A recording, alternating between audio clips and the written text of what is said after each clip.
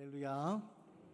우리 주 예수 그리스도의 은혜와 평화가 이 어버이 주를 맞아서 예배의 자리에 함께하는 여러분들의 삶 가운데 가득하게 되시기를 주님의 이름으로 간절히 기원드립니다.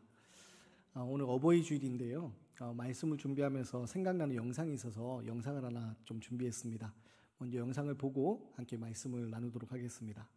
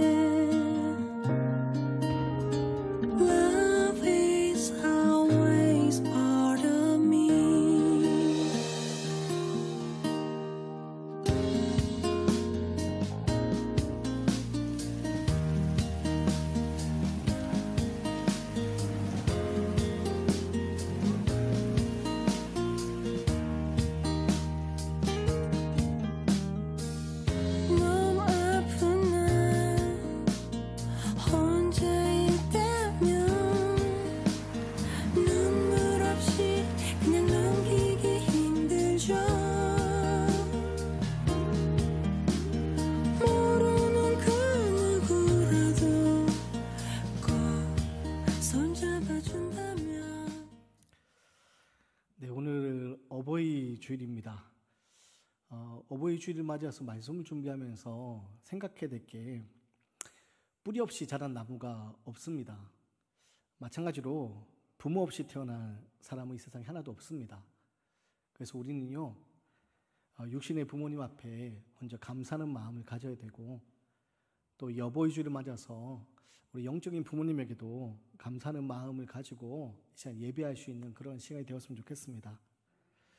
특별히 우리가 이 자리에 있을 수 있는 거, 우리 영상을 통해서 보았듯이 우리는 내가 혼자 내 힘으로 걸어온 시간을 생각했지만 내 뒤에서 보이지 않는 곳에서 나를 위해 항상 기도하며 애써주었던 그 부모님이 계셨고, 또 우리가 이렇게 함께 이 자리에 모여 예배할 수 있는 것도 우리 광소교회가 이렇게 이 자리에 함께 예배할 수 있도록 그동안 우리 믿음의 신앙의 선배들이 눈물로 기도하고 헌신했던 그 모습을 통하여서 우리가 이렇게 예배할 수 있다는 걸 기억하고, 그래서 우리도 좋은 부모들이 되었으면 좋겠고 또 좋은 신앙의 선배들로 우리 믿음의 다음 세대에게 신앙을 계승할 수 있는 그런 우리 광소교회의 우리 모든 성도님들 되시기를 주님의 이름으로 간절히 기원드립니다.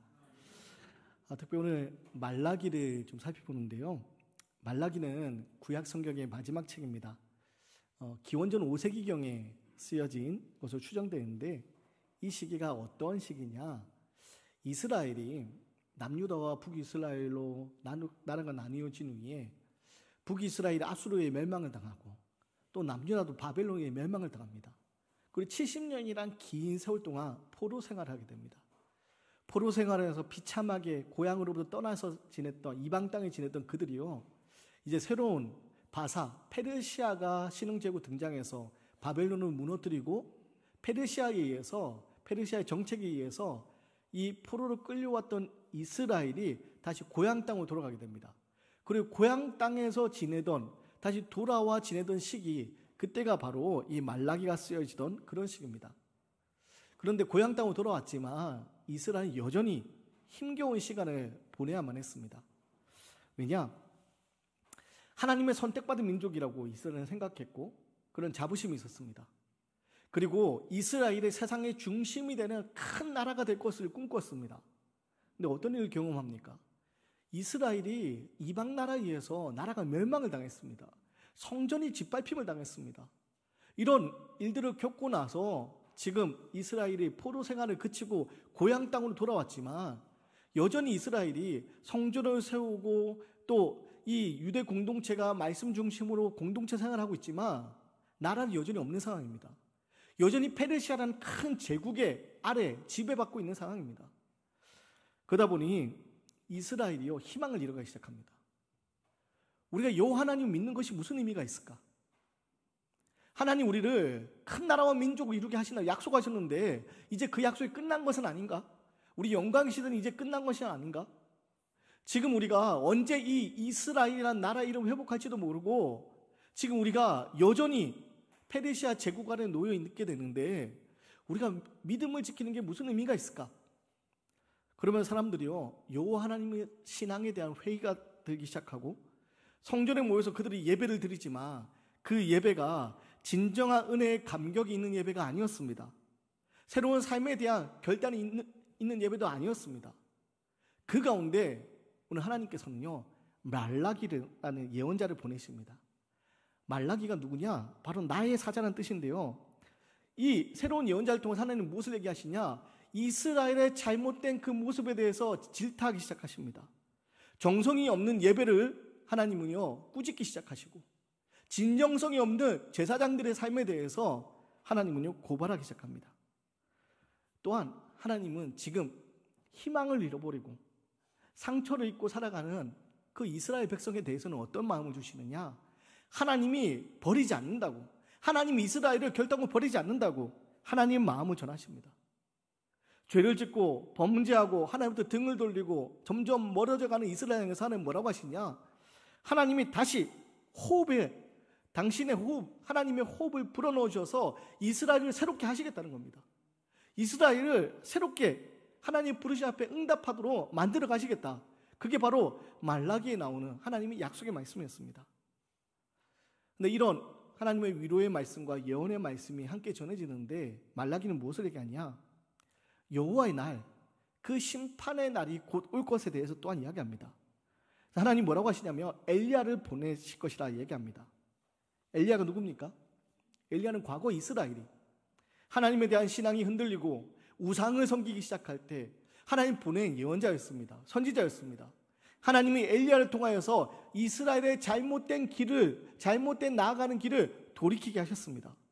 그리고 오늘 말라기를 통하여서 오늘 하나님 무슨 얘기를 하시냐?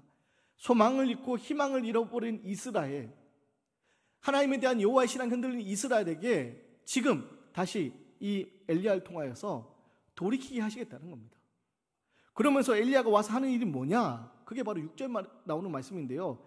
아버지의 마음을 자녀에게로, 자녀의 마음을 아버지께로 돌이키게 하겠다는 겁니다.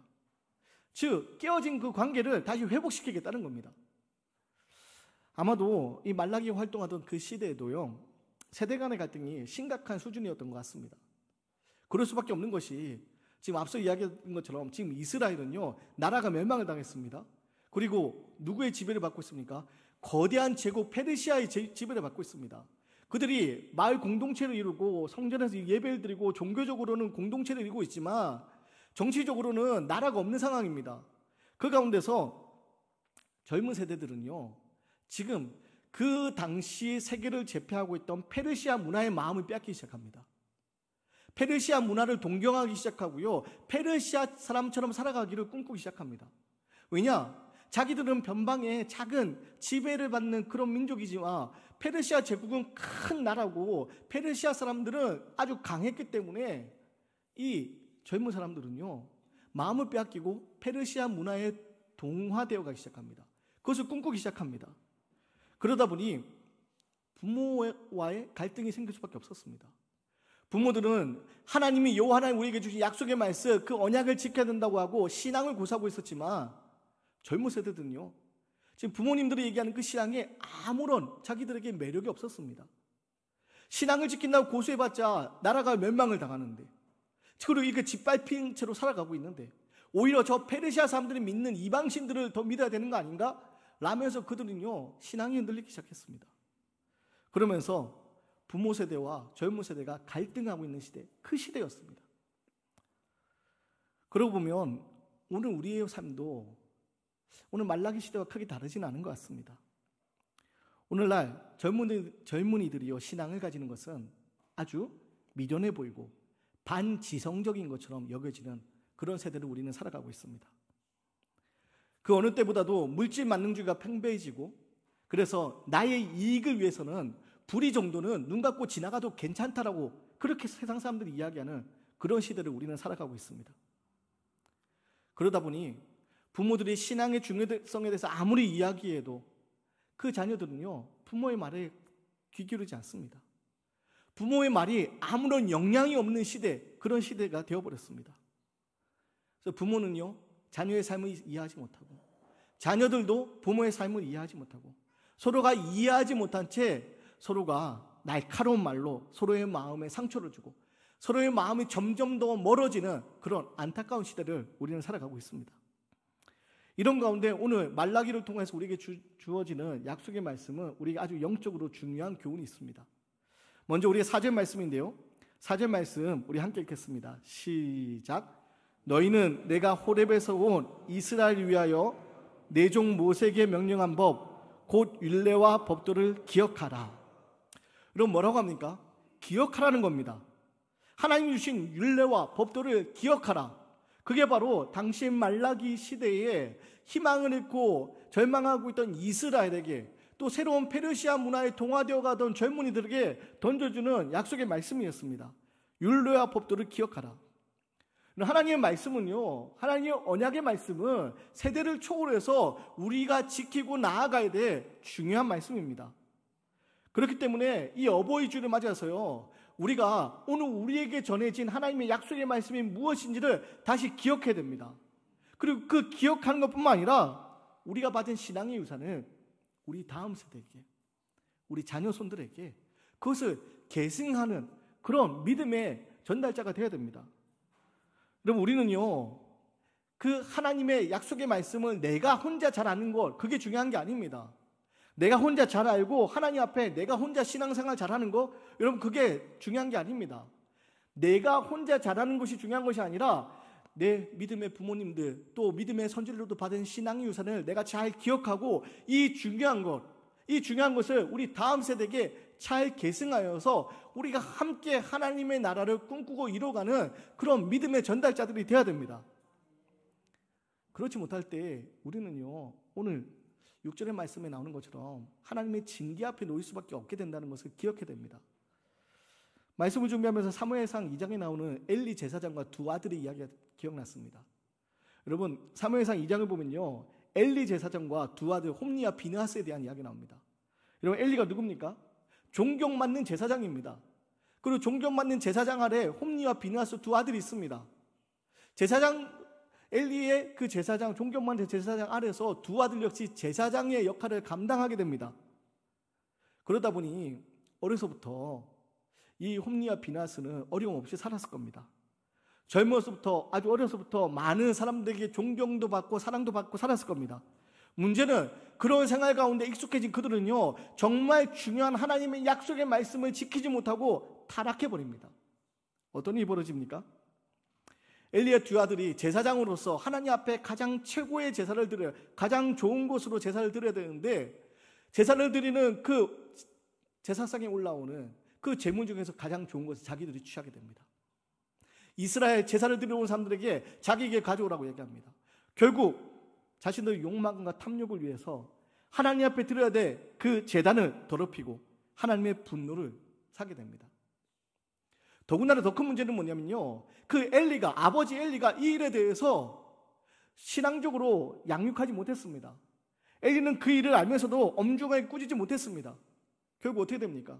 두 아들이 죽습니다. 두 아들 죽는 것 보면 가족이 파멸로 나아가는 그런 끔찍한 징계 가운데 놓이게 됩니다. 이 엘리와 두 아들의 이야기는요, 우리에게 아주 중요한 교훈을 줍니다. 우리가 믿음의 부모로서, 우리가 믿음의 선진으로서 우리 다음 세대에게 신앙의 소중한 것을 제대로 양육하지 못할 때, 여러분, 엘리의 집안이 몰락했던 것처럼 우리 공동체가, 우리 집안이 몰락할 위험이 있다는 것을 성경은 우리에게 얘기해 줍니다. 반면에 여러분, 신약성경 디모데전서를 보면요, 아주 신앙적으로 신앙을 잘 계승한 디모데에 관한 이야기 나옵니다. 디모데후서에 보면 신앙의 유산을 잘 전수받은 디모데에 대해서 어떻게 소개하고 있느냐, 어린 시절부터 할머니 로이스와 어머니 유기로부터 신앙을 잘 계승받은 디모데, 그리고 그 할머니와 어머니로부터 신앙을 잘 배운 것뿐만 아니라 영적인 아버지 바울을 만나서 그 신앙을 잘 배운 디모데, 이 디모데가 어떤 모습으로 등장합니까? 바로 초대교회에 하나님의 위대한 그 교회를 세워나가는 그런 믿음의 사람으로서 칭찬받는 사람으로 등장하지 않습니까?